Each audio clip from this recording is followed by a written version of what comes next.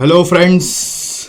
देखिए, अब मैं सीए फाइनल एसएफएम का पेपर के बारे में भी आपको थोड़ा सा बताना चाहता हूँ कि मई 22 एग्ज़ाम के लिए क्या खासम खास है और किस तरह से पेपर पैटर्न थोड़ा सा डाइवर्स हो रहा है कि इजी हो रहा है, वो हमें समझना ज़रूरी है। तो क्वेश्चन पेपर ओवरऑल मैं बोलूँगा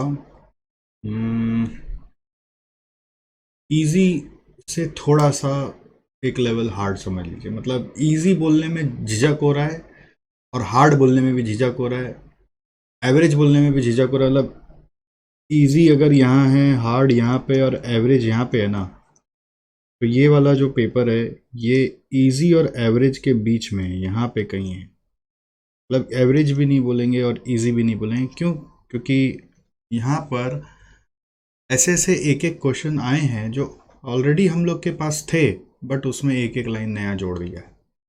जो नया जोड़ दिया उसके कारण ये इजी से शिफ्ट होके बीच में आ गया, नहीं तो इजी पेपर था। तो ये फर्स्ट वाला जैसे आप देख रहे हैं, ये दक्ष लिमिटेड, ये फॉरेक्स का क्वेश्चन आया है। इस तरह का क्वेश्चन आपका किया हुआ है जिसमें आप इंपोर्ट कर रहे हो और पेमेंट अभी करोगे कि आप पेमेंट यू नो कुछ एक पीरियड के बाद करोगे। तो इसमें लोन लेकर आप अभी पेमेंट कर सकते हो। क्वार्टरली रेस्ट एक ध्यान देना था, यहाँ पर क्वार्टरली रेस्ट का एक इम्पैक्ट था। क्वार्टरली कंपाउंडिंग होगा, इस तरह का वर्किंग किया हुआ रहता है, बट ये क्या वर्ड पे ध्यान नहीं जाता हम लोग का इस क्वेश्चन में। और उसके बाद आपको ऑप्शन दिया हुआ है कि आप क्या तो अभी एक लेटर ऑफ क्रेडिट से पेमेंट कर दीजिए और या फिर आप अभी अपना पेमेंट कर दीजिए। अभी पेमेंट करें तो लोन लेके करना पड़ेगा, लेटर ऑफ क्रेडिट में आपको 2% देना पड़ेगा और आप पेमेंट बाद में कर सकते हैं। तो उसका कमीशन रेट 2% डायरेक्ट दिया हुआ, उसमें कोई झमेला नहीं है। तो फर्स्ट पार्ट फिर भी मैनेजेबल है, जस्ट अगर आप एक क्वार्टरली रेस्ट को ध्यान रख लेंगे। और सेकेंड पार्ट में बोल दिया है कि आप अगर हेज कर सकते हैं 30,000 में, तो व्हाट इज़ योर एडवाइस। तो ये एक नया पार्ट दे दिया जो अभी स्टूडेंट लोग को अपना एग्ज़ाम में खुद से दिमाग लगा के करना पड़ेगा। सेकेंड पार्ट में आते हैं, तो ये वाला एक इजी क्वेश्चन था कॉल को लेकर। ये ऐसा सिमिलर क्वेश्चन आपका किया हुआ होता है कॉल ऑप्शन को वैल्यूएशन लेकर, जिसमें आपको एक्सपेक्टेड प्राइस दिया हुआ है, प्रोबेबिलिटी दिया हुआ है। तो expected share price at the end of 3 months, तो प्रोबेबिलिटी से मल्टीप्लाई करके आ जाएगा। वैल्यू ऑफ कॉल ऑप्शन आराम से आ जाएगा, वो एक्सरसाइज प्राइस से कंपेयर करके जहाँ जहाँ एक्सरसाइज होगा उससे एक्सपेक्टेड वैल्यू लेके। In case the call option is held to its maturity, what will be the expected value of the call option, or find out the price quoted in the stock exchange to get the value as computed in one above। तो ये आपका easy question है, possible है करना। फिर एक ये आ गया net interest position risk and price risk. अब देखिए ये सब जो है ना, ये नया नया चीज़ आ जाता है, इसीलिए थोड़ा सा इजी से एवरेज की तरफ शिफ्ट हो जा रहा है। तो ये सब अब क्या है, मन से बना के लिखो, नेट इंटरेस्ट पोजीशन रिस्क और प्राइस रिस्क। ठीक है, तो नेट इंटरेस्ट पोजीशन रिस्क में आप क्या लिखोगे, उसमें आप लिखोगे अबाउट योर अबाउट जो आपका इंटरेस्ट रेट रिलेटेड इंस्ट्रूमेंट्स होता है उसमें नेट इंटरेस्ट पोजीशन आपका कितना आएगा उसके ऊपर है। कुछ बच्चों ने फ्लोटिंग और फिक्स्ड के बारे में लिखा है, कुछ बच्चों ने लिबोर के बारे में लिखा है। तो इसमें बैंक के एंगल से लिखा जा सकता है कि बैंकों का क्या होता है ना, इंटरेस्ट रिसीवेबल भी होता है और इंटरेस्ट पेएबल भी होता है। तो उसका नेट पोजीशन को वो लोग हेज कर सकते हैं कि नेट में मेरा रिसीवेबल आ रहा है कि नहीं आना चाहिए, नहीं तो अगर नेट में पेएबल आ रहा है तो रिस्क बढ़ जाएगा।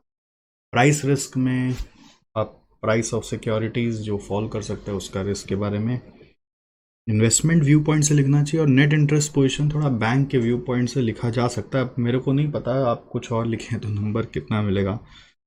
सेकेंड नंबर म्यूचुअल फंड से आया है, म्यूचुअल फंड से 8 नंबर का क्वेश्चन है। इस तरह का सिमिलर क्वेश्चन आपका किया हुआ रहता है। ठीक है, ये बैक कैलकुलेशन का क्वेश्चन है, बट इसमें भी क्या है ना, ये आपको एक देखो पार्ट 7 एक नया दे दिया और एक और आ गया ये 6 नंबर नया कि what action the investor should take.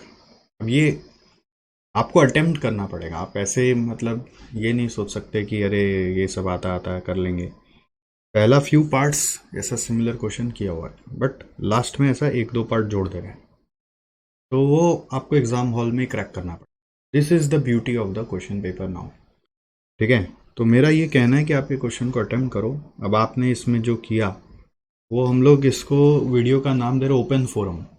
Open forum बोलने का मकसद ये कि आपने जो भी किया वो अपने डिस्कस करते हैं, थोड़ा सा अपने भी ओपन अप होते हैं, और उसका कमेंट में, ये वीडियो का कमेंट में आप अपना व्यू पॉइंट्स को शेयर करो, और दूसरों का व्यू पॉइंट पे आप आंसर करो, और आपके व्यू पॉइंट पे कोई और आंसर करेगा, और ऑफ कोर्स मैं भी आपको आंसर करूंगा। तो इससे क्या होगा कि हम लोग को पता चलेगा कि बच्चे लोग अलग अलग एग्जाम में क्या क्या सोच के आए हैं। तो by reading comments it will actually clarify our thoughts.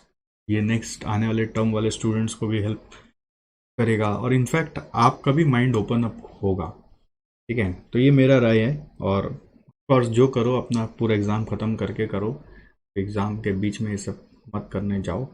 जो करो एग्ज़ाम ख़त्म होने के बाद करो। We will discuss this out and solve it later on, जब प्रॉपर सब चीज़ कंक्लूड हो जाएगा तो फिर बाद में एक डिटेल्ड सॉल्यूशन का वीडियोस भी निकाल देंगे। अभी फिलहाल खाली आपको बता दे रहे कि देखो कहाँ कहाँ पे क्या चीज़ एड ऑन हो रहा है आजकल। तो आप ऐसे हल्के में लेके चलोगे जो किया हुआ वही एज इट इज़ आ जाएगा, ऐसा नहीं है। कुछ भी एक सरप्राइज एलिमेंट ऐड हो सकता है। तो चलो, ये बी नंबर जो है ये आपका सिंपल क्वेश्चन आया है वैल्यू ऑफ शेयर एफसीएफई से करने का। याद है ना, FCFE, free cash flow for equity. तो ये एक इजी क्वेश्चन है, मतलब इसमें कुछ भी नया नहीं है। आउटकम्स ऑफ फाइनेंशियल प्लानिंग भी आप फिर भी लिख सकते हैं, ये आपका मेन थ्योरी जो है उसी से आया। फिर 3A में आप देखिए जीडीआर का क्वेश्चन आया है इंटरनेशनल फाइनेंशियल मैनेजमेंट से। ये जीडीआर का एक ही क्वेश्चन है हम लोग के पास, और वो ही क्वेश्चन आया है, बट उसके साथ फिर एक नया चीज़ जोड़ दिया। तो आपको क्या करना है, अभी ये जीडीआर वाला क्वेश्चन को एक बार कैलकुलेटर में सॉल्व करना, और ये नया चीज़ को ट्राई करना चाहिए जिनका एग्ज़ाम अभी आने वाले टर्म में। और नहीं करोगे ऐसे तो फिर एग्ज़ाम में आपको भी ऐसा सरप्राइज डील करना आएगा नहीं। हाँ, ऑफ कोर्स स्टेप मार्किंग ये सब में मिलेगा आपको, अगर आप यहाँ तक भी करके आए तो। बट आप क्यों इतना सा चीज़ को छोड़ोगे? तो आप अपना कॉमन सेंस से चीज़ों को अटेम्प्ट करोगे तो इंस्टीट्यूट भी समझेगा ना कि बच्चा खाली रट के नहीं आ रहा है, बच्चा का दिमाग भी एग्ज़ाम हॉल में चलता है। तो वो presence of mind exam hall में बहुत चाहिए आजकल। फिर ये बीटा वाला वैल्यू का क्वेश्चन है पोर्टफोलियो मैनेजमेंट का। ये एक आसान क्वेश्चन है मेरे हिसाब से। इसमें बस कैलकुलेशन करना है आपको। यहाँ पर शेयर का प्राइस दिया हुआ है, डिविडेंड पर शेयर दिया हुआ है, फिर एवरेज मार्केट इंडेक्स दिया हुआ है, डिविडेंड यील्ड दिया हुआ है, रिटर्न ऑन गवर्नमेंट बॉन्ड दिया हुआ है। बोल रहा है क्वेश्चन बीटा निकालो। तो यहाँ पर बीटा निकालने का जो फॉर्मूला है वो आपको यूज़ करना पड़ेगा। सो ये सेम सम अपने क्लास में भी किए हुए होते हैं। ये सेम सम तो ऐसे ही मैट का भी है, अपने डीजेबी बुक्स में भी है। और ये सम को लेकर ऐसा कुछ लग नहीं रहा कि आपको भी बताएं। इसमें डिफरेंस ले लेकर आपको पहले इसका रेट ऑफ रिटर्न, और फिर इस तरह से डिफरेंस ले लेकर मार्केट का रेट ऑफ रिटर्न निकालना पड़ेगा। ठीक है, और फिर वो रिग्रेशन का जो फॉर्मूला था ना, एक्स, इसको एक्स मान लो, उसको वाई मान लो, तो summation x Y minus Y. याद आ रहा है कुछ वो फॉर्मूला? बीटा का एक फॉर्मूला था, अगर एक एक्स से दूसरा वाई है तो एक फॉर्मूला आपको सिखाया हुआ होता है रिग्रेशन का, उससे आप निकाल सकते हो। जैसे इंस्टीट्यूट मैट में जाओगे ना तो एक फॉर्मूला है summation x Y minus n into x y bar divided by summation y square minus n into y bar का होल स्क्वायर। और ये क्या है, अब ऐसा ऐसा फॉर्मूला है जिसको डायरेक्ट याद करके भी किया जा सकता है, और इसका हम लोग क्लास में जब कराते हैं ना तो आपको एक ऑल्टरनेटिव वे भी दिखाते हैं कि आप इसको रिग्रेशन इक्वेशन की तरह भी कर सकते हो। ठीक है, तो अभी रिग्रेशन इक्वेशन तो आपको नहीं बता रहे हैं, वो ऑल्टरनेटिव तरीका मैं एक बार सेंस अभी जानता नहीं ना सब कोई मेरे से पढ़ता है कि नहीं पढ़ता, इसलिए ऐसे ही मैट वाला तरीका आपको लिख के एक बार दे दिया। ठीक है, तो ऐसे ही मैट का क्वेश्चन है। तो ये एक इजी क्वेश्चन है। और फॉरेन करेंसी कन्वर्टेबल बॉन्ड आप आराम से इसके बारे में लिख सकते हैं कॉमन सेंस से भी, इसमें कोई बड़ा डील नहीं है।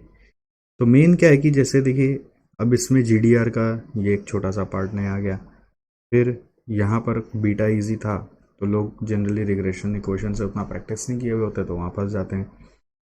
फिर ये थ्योरी तो एक नया हर बार अलग से घुसा ही रहा है क्वेश्चन, थ्योरी पे इम्फेसिस हर क्वेश्चन में। आप देखिए इसमें फॉरेन करेंसी बॉन्ड पे 4 मार्क का आ गया, इसमें फाइनेंशियल प्लानिंग का आउटकम पे आ गया, और उसमें एक नया ही कुछ पूछ लिया। तो हर क्वेश्चन में 4 मार्क का थ्योरी है। बट एक चीज़ बोलने लायक है कि जैसे अपने SCMP सब्जेक्ट में क्या होता है, क्वेश्चन नंबर 1 एकदम लंबा चौड़ा केस स्टडी आ जाता है, उसके अगेंस्ट में वैसा SFM में नहीं होता। तो SFM में आप चाहो तो क्वेश्चन नंबर 1 को पहले कर सकते हो अगर इस तरह का छोटा सा क्वेश्चन आपको दिखता है तो। बट SCMP में तो नेवर एडवाइजेबल कि फर्स्ट क्वेश्चन पहले करो। और मैं तो जनरली बोलता हूँ हर पेपर में क्वेश्चन नंबर 1 को थोड़ा बीच में करो, क्योंकि 1 में क्या मालूम क्या लूप होल डाल दिया और पहला क्वेश्चन ही मेरा ऐसा चला गया जो ऊपर से जा रहा तो गड़बड़ हो जाता है। नेक्स्ट ये एक इजी क्वेश्चन है सिक्योरिटी वैल्यूएशन का, ठीक है। तो इसमें एक हाई ग्रोथ पीरियड है और एक स्टेबल ग्रोथ पीरियड है, तो वही फेज़ 1 फेज़ 2 वाला है ना, 2 स्टेज मॉडल। तो ये आराम से आप किया जा सकते हैं। कॉर्पोरेट वैल्यूएशन होगा शायद, सिक्योरिटी वैल्यूएशन में करो या कॉर्पोरेट वैल्यूएशन में कर लो, कॉर्पोरेट वैल्यूएशन बोल सकते हो इसको, है ना। अब हम लोग क्लास में सिक्योरिटी एनालिसिस में सब सीख लिए थे इसलिए, बट इंस्टीट्यूट मैट में शायद कॉर्पोरेट वैल्यूएशन में भी हो सकता है। तो ये एक ईजी क्वेश्चन है मेरे हिसाब से, ये अगर आपका प्रैक्टिस करा हुआ है तो ये 4 आराम से किया जा सकता है।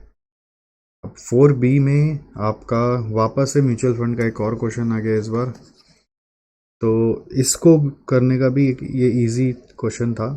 इसमें थोड़ा सा बस सावधानी से पढ़ना था आपको कि एक ये dividend of ₹8 lakh way received on equity shares, यहाँ पे एक नया चीज़ बोल रहा है। तो ये डिविडेंड रिसीव्ड का यहाँ पर इस पर्टिकुलर में कुछ नहीं बोला हुआ है, बट आपको इसको अपना कैश में लेना चाहिए। Interest on all types of debt securities we received, तो ये भी एक नया चीज़ है, इसका भी इम्पैक्ट लेना है आपको। और शेयर्स अप्रिशिएट हुआ है, डिवेंचर्स का कोटेशन नया हुआ है, वो तो नया मार्केट वैल्यू आप क्लोजिंग नैव निकालते समय ले ही लेंगे। और उसके बाद यहाँ पर एक और चीज़ है, डिक्लेयर्ड इंटरिम डिविडेंड ऑफ 10%। अब इसको लेके एक बात आ रहा है कि ये इंटरिम डिविडेंड अलग से है कि ये इंटरिम डिविडेंड इसी 8 लाख को इंडिकेट कर रहा है, ठीक है। तो ये कुछ बच्चों ने दोनों का अलग अलग इफेक्ट ले लिया है और किसी ने एक ही इफेक्ट लिया है। और बोनस शेयर्स मिल गया 1:10, और बोनस शेयर्स मिल गया है 1:10 का, तो वो 28 दिसंबर का रिकॉर्ड डेट पे मिला है। तो उससे नंबर ऑफ शेयर्स बढ़ गए होंगे आपके, नंबर ऑफ शेयर्स बढ़ गए होंगे, राइट। सो उसका इम्पैक्ट आपके, क्या ये नंबर ऑफ शेयर्स बढ़ जाने के कारण यहाँ पे इक्विटी शेयर्स अप्रिशिएटेड बाय 15% जो बोल रहा है, तो उसके कारण मेरा मार्केट वैल्यू किस तरह से आएगा ये आपको सोच के करना है। और इसी के हिसाब से नैव निकालना है। और डिविडेंड डिस्ट्रीब्यूट हो गया तो, और if you are investor find out the annualize return you have got. Calculation simple है बस। अब क्या होता है ना, ये इंटरिम डिविडेंड का आप क्या इफेक्ट लिए, वो 8 लाख को ही मान लिए कि इंटरिम डिविडेंड अलग से ले लिए, और ये बोनस शेयर्स के कारण जो नंबर ऑफ शेयर्स बढ़ गया उससे नया टोटल शेयर्स का क्लोजिंग वैल्यू आपने क्या लिया। छोटा छोटा ट्विस्ट है जो नॉर्मली हम लोग एग्ज़ाम में ही फेस करते हैं। तो आपने क्या किया मैं ज़रूर कमेंट में पढ़ना चाहूँगा। मैं जानबूझ के भी अपना कोई भी ओपिनियन नहीं दे रहा हूँ, क्योंकि मैंने देखा है कि ऐसा देने से ना बच्चों का अगर गलत हो जाता है तो फिर बीच में माइंड डाइवर्ट हो जाता है और बोलते हैं भाई सर अभी आप बता दिए, एग्ज़ाम के बाद बताते तो अच्छा होता। और फिर अभी ऐसा वीडियो भी एग्ज़ाम के बीच में नहीं निकालते तो फिर बच्चे बोलते हैं सर आपने वीडियो नहीं बताया, आपने रिव्यू नहीं किया। तो दोनों तरफ से परेशानी हो जाती है। तो इसलिए मैंने ये सोचा कि एक बेसिक रिव्यू तो कर ही दो, के बाद बच्चों को ही बोलते हैं आप अपना आंसर टाइप करो, क्या सही क्या गलत, let others comment also, and then we will discuss that in comments and that we will do after your exam. Benefits of securitisation, ये एक ईजी है, ये पढ़ा हुआ चीज़ आता है तो ईजी है। बट क्या है ना, हर क्वेश्चन में कोई ना कोई एक चीज़ घुसा दे रहे। जैसे अब देखिए 4 में हम जा रहे हैं ना, तो 4A पूरा इजी है, तो 4B में एक ठो घुसा दिया, C इजी कर दिया। अब 3 में हम जब जा रहे हैं तो 3A में एक GDR का फर्स्ट पार्ट इजी कर दिया, तो एक लाइन घुसा दिया। 3B फिर भी इजी कर दिया, अगर आपके पोर्टफोलियो का किया हुआ तो कोई उसमें है नहीं। और 3C फिर भी इजी डाल दिया। तो हर क्वेश्चन में एक ठो मसाला डाल के छोड़ दे रहा है इंस्टीट्यूट। 2 में जा रहे तो म्यूचुअल फंड का ये 6 और 7 पार्ट को लेके एक नया डाल दिया, तो 2B ईजी है, 2C फिर भी ईजी है ना। हर एक सम में एक पार्ट ऐसा टुक करके डाल दिया है। 1 में आए तो नेट इंटरेस्ट पोजिशन रिस्क को डाल दिया, और 1A में ये वाला भी एक पॉइंट डाल दिया। बट ये फिर भी उतना इम्पैक्टफुल नहीं है, ज़्यादा कोई टेंशन वाला चीज़ नहीं है। बट क्या हर क्वेश्चन में एक 4-5 नंबर का एक ठो ऐसा चीज़ डाल दे रहा है इंस्टीट्यूट, जो अपने को सोचने पे मजबूर कर रहा है। फिर ये वाला जो क्वेश्चन है, ये मर्जर का क्वेश्चन है।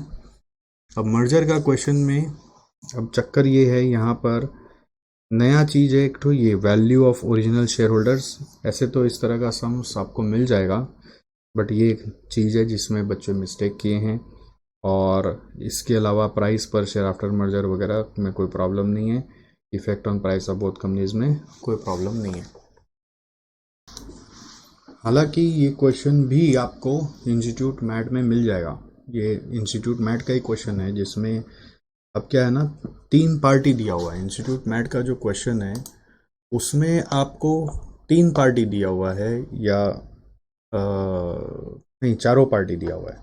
इंस्टीट्यूट मैट का ही क्वेश्चन है, मैं देख पा रहा हूँ भी। इंस्टीट्यूट मैट में क्वेश्चन नंबर 14 आपको इसी तरह का सेम क्वेश्चन मिलेगा। तो value of original share holders में ये नया नहीं है, बट इसमें मिस्टेक बच्चे किए हैं, ये मेरे को पता चला है। तो market value of both the companies जब पूछ रहा है, तो उसमें तो सिंपल आप उनका MPS निकाल कर नंबर ऑफ शेयर से मल्टीप्लाई कर लीजिए, और दोनों कंपनी का फिर वैल्यू को जोड़ दीजिए, टोटल वैल्यू को जोड़ दीजिए, तो आपका दोनों का वैल्यू आ जाएगा कंबाइंड। और उस वैल्यू के बाद उसमें value of original share holders क्या आएगा, उसमें ये वैल्यू में जैसे V लिमिटेड का वैल्यू अगर हमको लेना है, तो ये वैल्यू में what will happen is you will multiply by जितना इनका शेयर्स है, जैसे 20 divided by total shares in the new company as per the exchange ratio. ये देखिए यहाँ पर आपका दिया हुआ ना, by the exchange of 5 new shares for every 8 shares, by the exchange of 5 new shares for every 8 shares. तो इससे टोटल शेयर्स भी आपको निकालना पड़ेगा कंबाइंड कंपनी का। और फिर 20 मेरा ऑलरेडी है, 20 करोड़ शेयर, तो डिवाइड बाय टोटल शेयर्स करूँगा। टोटल शेयर्स कैसे आएगा, मेरा 20 करोड़ प्लस 18 करोड़ के बदले जितना शेयर्स हम लोग इशू कर रहे हैं।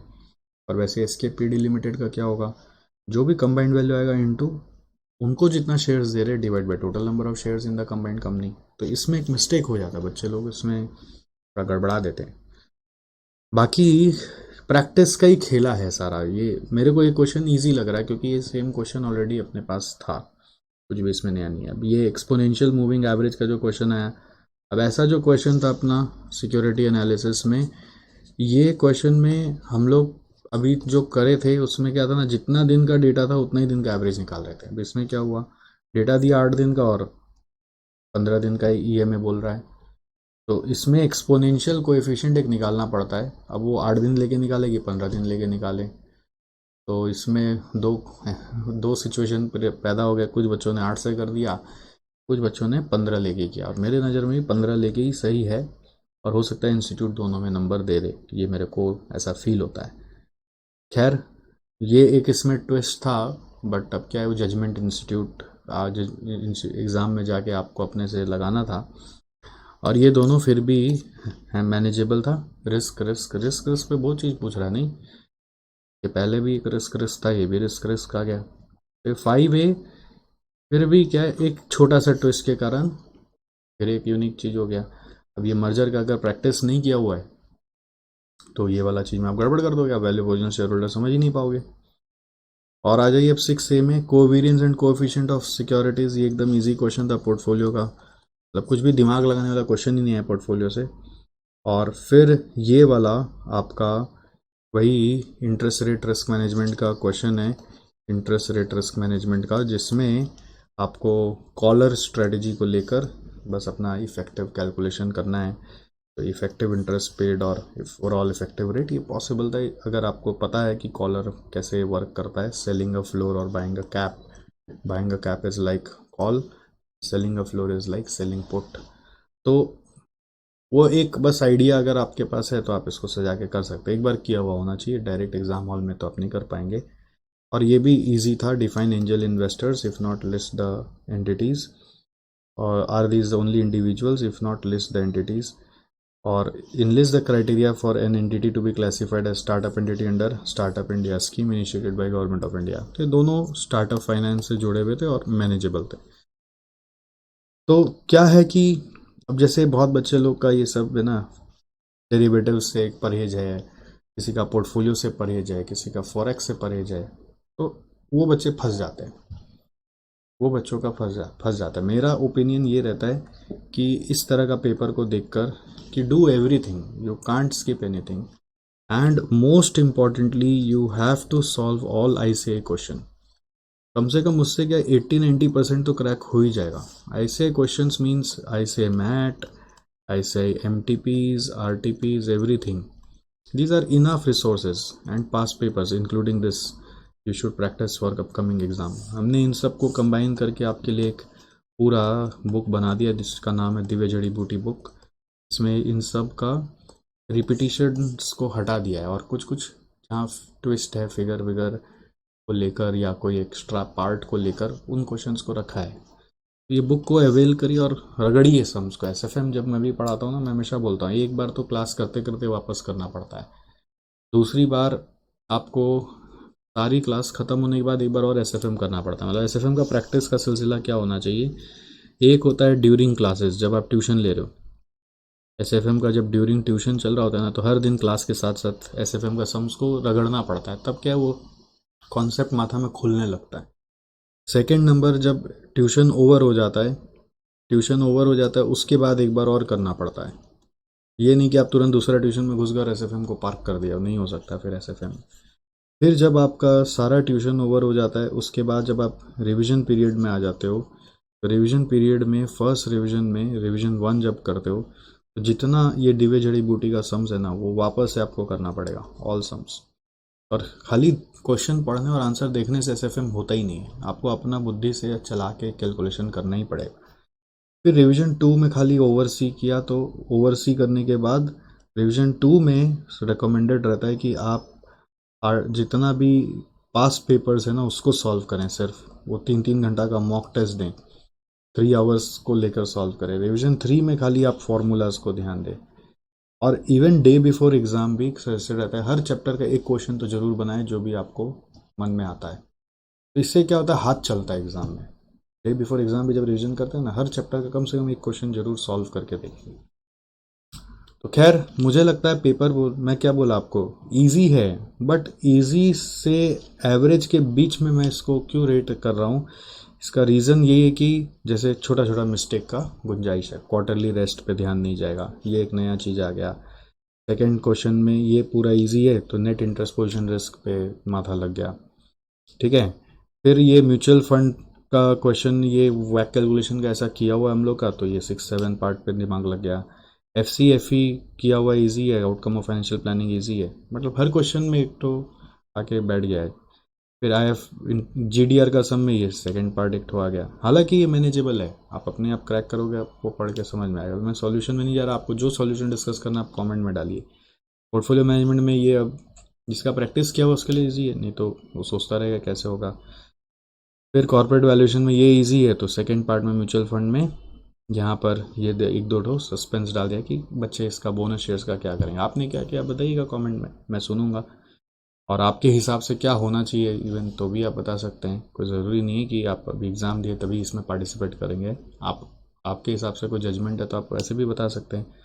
मर्जर में मेरे को पता चला कि इसमें बहुत बच्चों ने मिस्टेक किया, क्योंकि बट ये क्वेश्चन ईजी क्वेश्चन था. ये ICAI मैट में सेम क्वेश्चन है जिसमें चारों पार्ट है. सिक्योरिटी एनालिसिस का क्वेश्चन ईजी है, बट उसमें 15 दिन डाल दिया. तो बच्चा लोग कोई 8 दिन से किया, कोई 15 दिन से किया. तो मेरे को ऐसा लगता है कि इसमें दोनों तरफ से मार्क्स मिलना चाहिए. मुझे नहीं मालूम कि किससे मिलेगा. और 6 से फिर भी इजी है. 6 का भी अगर किसी का ये कॉन्सेप्ट क्लियर है, buying a cap floor, selling a floor, वो कॉल और पुट के जैसा ही है, तो ये इजीली किया जा सकता है, और स्टार्ट ऑफ फाइनेंस का थ्योरी फिर भी इजी है। 6 नंबर ओवरऑल इजी क्वेश्चन था, 5 नंबर भी ओवरऑल इजी क्वेश्चन था।